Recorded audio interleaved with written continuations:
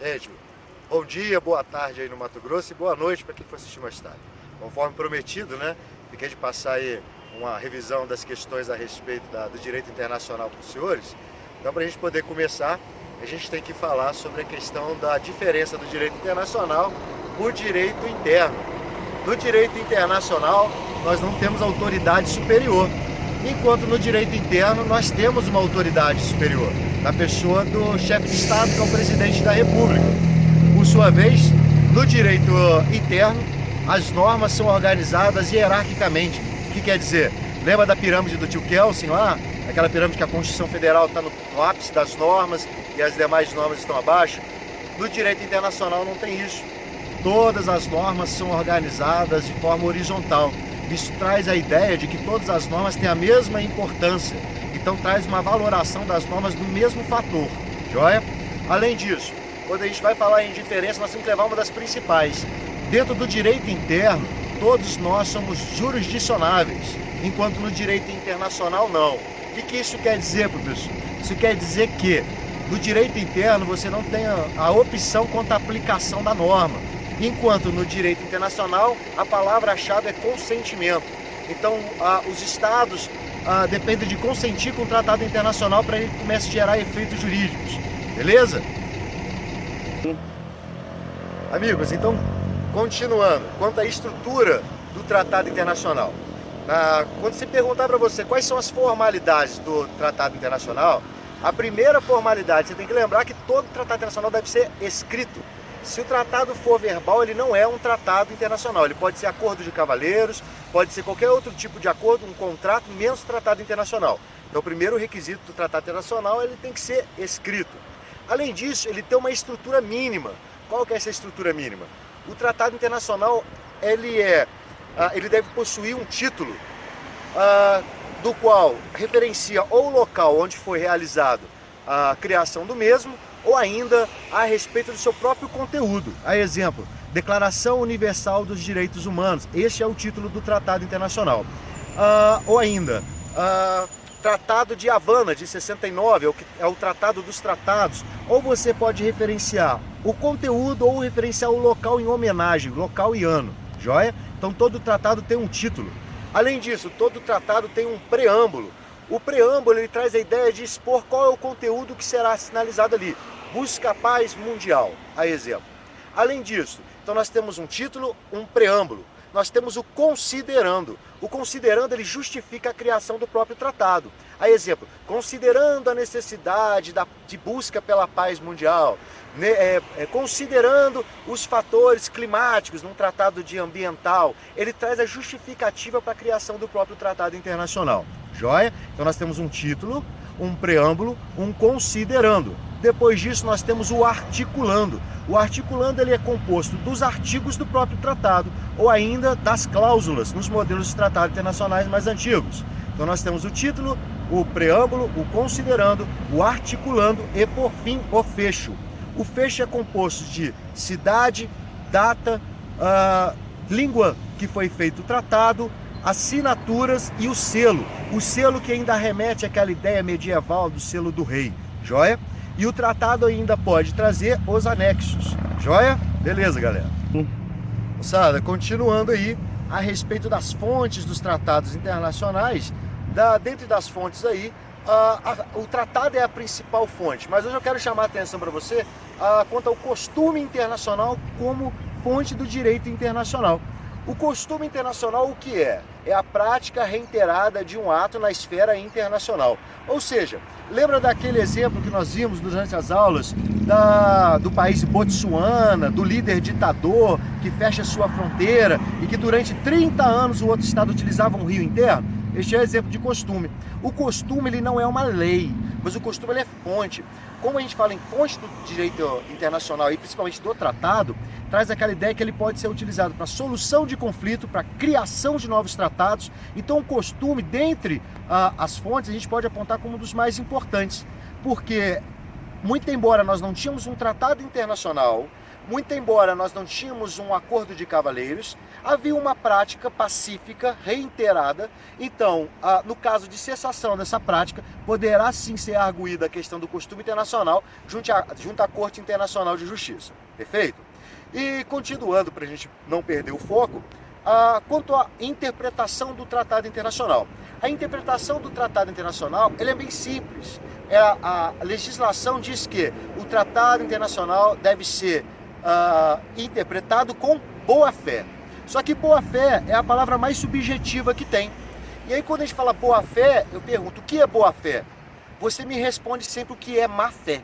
Então tudo que não for má-fé é a ideia de interpretação do Tratado Internacional.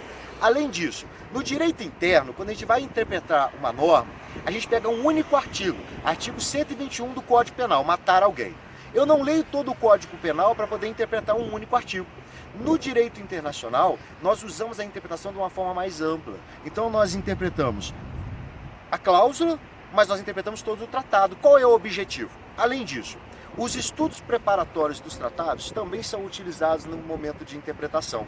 Então aqueles estudos, que inclusive a doutrina não é fonte de direito internacional, ela também é utilizada nesse momento. Então quando eu vou interpretar um tratado, eu me baseio não apenas ao conteúdo sistemático da norma, mas todo o seu ciclo. Então a interpretação do TI, ele é muito mais amplo do que no direito interno. Joia? Quanto às partes dos tratados internacionais. Quando a gente fala em parte de tratado internacional, nós tivemos uma alteração. Hoje nós não chamamos mais de partes, nós chamamos de atores e não mais autores, porque autores já traz uma ideia de judicialização. Então nós não temos autores, nós temos atores. E quem pode ser parte dentro do tratado internacional? Podem ser, inicialmente, os estados soberanos. Lembra daquela exclusão da Palestina, que a Palestina não é um estado soberano, porque ele é questionado o território, lembra desse macete. Além disso, a Santa Sé, lembra ainda da influência da Igreja Católica dentro do ordenamento jurídico mundial. Então a Santa Sé ainda pode ser parte do Tratado Internacional, lembrando que caiu em desuso, e ainda as organizações intragovernamentais, ou seja, aquelas organizações que não são ligadas a nenhum Estado, a exemplo da ONU, a exemplo da Cruz Vermelha e dentre outras instituições. Além disso, quando nós falamos em tratado, a parte mais delicada a ser falada é a respeito da adesão, ratificação e celebração dos tratados internacionais. A celebração é o ato pelo qual o Estado realiza o ato, assina o Tratado Internacional. Joia? Esse é o ato primordial do tratado. Num segundo momento, nós temos a ratificação do Tratado Internacional. No Brasil, nós temos uma diferença. E você tem que lembrar da Emenda Constitucional 45, que alterou o processo de ratificação dos tratados internacionais do Brasil. Então, como funciona? Você tem que fazer uma pergunta. O Tratado Internacional que vai ser ratificado versa sobre direitos humanos ou não versa sobre direitos humanos? Se o Tratado Internacional versa sobre direitos humanos, ele deve ser votado 2 vezes em cada casa por maioria absoluta. Ao final, ele converte-se em emenda constitucional. Já o Tratado Internacional, que não versa sobre direitos humanos, ele deve ser votado 1 vez em cada casa, maioria simples, e ao final ele vira uma lei federal, uma lei ordinária. Joia? Então nós vimos aí o ato de assinar, o ato de ratificar e a adesão. A adesão do Tratado Internacional consiste em qual sentido? Naquele: eu não participei do momento originário do tratado, eu não participei das reuniões. E depois eu demonstro interesse em ingressar. A adesão, ela é sempre posterior à celebração. Então a adesão é o ato pelo qual um Estado, após o momento de criação do tratado, demonstra seu interesse em assinar esse tratado. Aderir não quer dizer que exclui a ideia de ratificar. Lembra que no Brasil, o simples ato da assinatura do presidente da República não enseja na validade jurídica do Tratado Internacional. Joia? Então nós vimos aí a assinatura, a ratificação e a adesão do tratado. Joia? Valeu! Continuando, então, nós temos que lembrar do Gentleman's Agreement. Que desgraça é essa? Essa desgraça nada mais é do que o chamado Acordo de Cavaleiros. Ele remonta à própria história da humanidade, naquele sentido da palavra de honra do homem, né?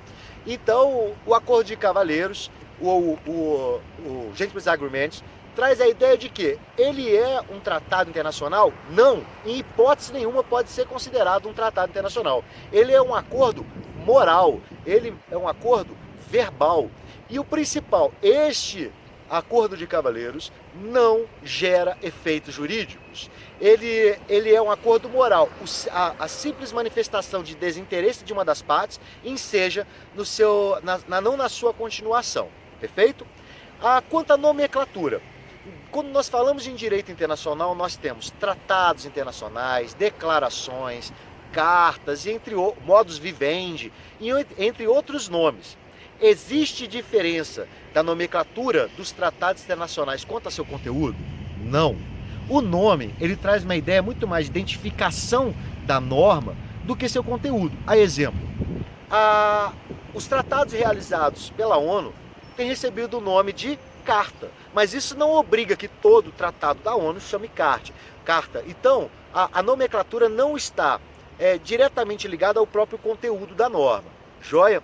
E por fim, nós temos que falar sobre a competência. Eu deixei para o fim, porque quem é competente para assinar os tratados internacionais do Brasil? O competente para assinar é o presidente da República. De acordo com o artigo 84, inciso 8º, cabe ao presidente da República assinar os tratados internacionais aqui no Brasil. E aí tem uma pergunta, fala, professor, qual é a função então do ministro das Relações Exteriores? O presidente da República, muito embora ele tenha competência, ele delega essa competência ao ministro das Relações Exteriores. Então ele pode fazer, ele deve, como primordial, fazer. Mas, como aqui no Brasil nós temos um ministério exclusivo das Relações Exteriores, ele delega isso ao ministro. Joia, moçada? Então, sucesso, um abraço e até mais. E como qualquer vídeo que nós fazemos, ao final nós temos que mostrar os créditos. Olha que orgulho ter um crédito aqui. Estamos com o chefão da aeronáutica gravando o vídeo para vocês. Então agradecer aí ao Nery pela contribuição aí, ó. E sucesso aí, galera. Valeu. Sucesso na aula.